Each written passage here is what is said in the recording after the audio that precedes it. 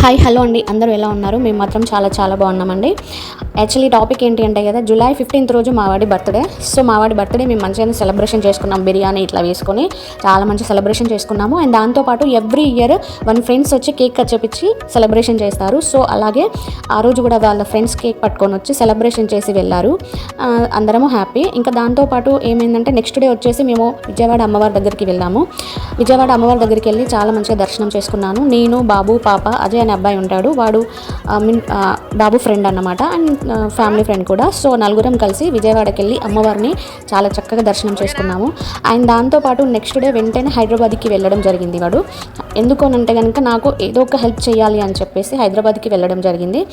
Actually ఒక 2-3 times వెళ్ళాడు, but అప్పుడు తీసుకోలేదు, ఎవరు ఏజ్ లేదు కాబట్టి. సో మళ్ళీ వెళ్ళాడన్నమాట. వెళ్ళే ముందు అంత మంచి జరగాలి అని చెప్పేసి నా కాళ్ళు వాళ్ళ అక్క కాళ్ళు మొక్కుతున్నాడు.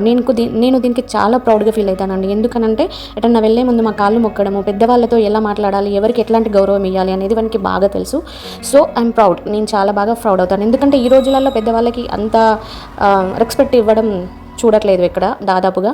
అండ్ దాంతోపాటు వాళ్ళ ఇంటెన్షన్ ఏంటి అంటే కనుక, చిన్నప్పటి నుండి నేను ఎంతో కష్టపడుతుంటే చూస్తున్నాడు. మెయిన్ రీజన్ ఏంటి అంటే కనుక మమ్మల్ని చాలా చిన్న చూపు చూశారు చాలామంది, ఇంక్లూడ్ నా ఫ్యామిలీలో కూడా. సో దట్ దానికి కరెక్ట్గా సమాధానం చెప్పాలి అని మేము ఎప్పటి నుండో చూస్తున్నాము. అది ఈరోజు కలిసి వచ్చింది. సో దాంతో వాడు హైదరాబాద్కి వెళ్తున్నాడు.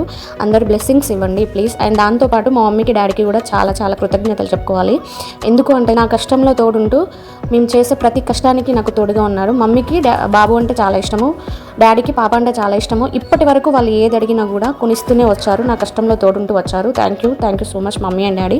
అండ్ వాళ్ళకి థ్యాంక్స్ చెప్పడం కూడా చాలా చిన్న పదాలు నా దృష్టిలో. ఖచ్చితంగా మమ్మల్ని ఎవరైతే హేళన చేశారో వాళ్ళకి మేము సమాధానం చెప్పి చూపిస్తాము మేము. ఖచ్చితంగా వెయిట్ అండ్ సీ.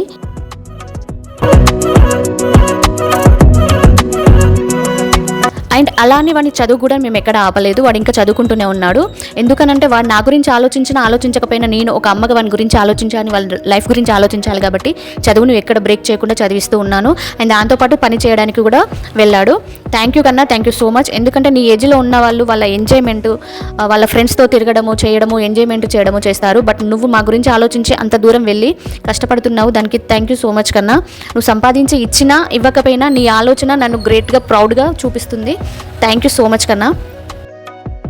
అండ్ నా పిల్లలు బంగారాలను పెట్టుకుంటే నీ పిల్లలు బంగారాలా అని చెప్పేసి ఒకడు హేళన చేశాడు. ఎస్, 100కి 200% నా పిల్లలు బంగారాలే. ఎందుకనంటే కనుక పేరెంట్స్ దగ్గర కొన్ని నేర్చుకుంటారు, నా పిల్లలు నేర్చుకున్నారు. పెద్దవాళ్ళకి, పిల్లలకి, ఆడవాళ్ళకి ఎలాంటి రెస్పెక్ట్ ఇవ్వాలని వాళ్ళకి తెలుసు, అలానే ఉంటారు. అండ్ ఇంకొకటి ఏంటిదంటే మెయిన్ రీజన్, వాడు ఆడవాళ్ళని ఎలా చూడాలి, ఆడవాళ్ళకి ఎలాంటి రెస్పెక్ట్ ఇవ్వాలి అనేది వానికి తెలుసు. ఎవరి లైఫ్లతో ఆడుకోడు కూడా. ఎందుకనంటే కనుక నా లైఫ్ ఏంటి అనేది వాడు క్లియర్గా చిన్నప్పటి నుండి చూశాడు. అండ్ సో దట్ ఇంకొకటి ఏంటిదంటే కనుక నన్ను హేళన చేసిన వాళ్ళని ముందు నన్ను గ్రేట్గా నిలబెట్టాలని చిన్నప్పటి నుండి చూస్తున్నాడు. ఎవడో అన్నాడని నా పిల్లలను నేను కించపరచుకోను. ఓకే,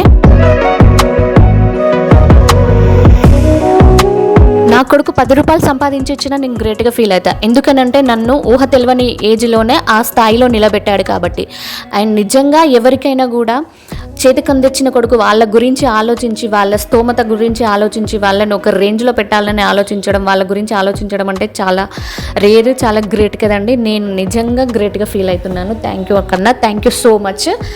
నీకు నా ఆశీస్సులు, అందరి ఆశీస్సులు, అండ్ దాంతోపాటు ఆ దేవుళ్ళ ఆశీస్సులు నీకు ఎప్పుడూ ఉండాలి. నువ్వు నిండు నూరేళ్ళు అష్టైశ్వర్యాలతో సుఖ సంతోషాలతో ఉండాలి అని ఆ భగవంతుని నేను కోరుకుంటున్నాను. థ్యాంక్ యూ కన్నా. All the best, all the very best కన్నా. Thank you.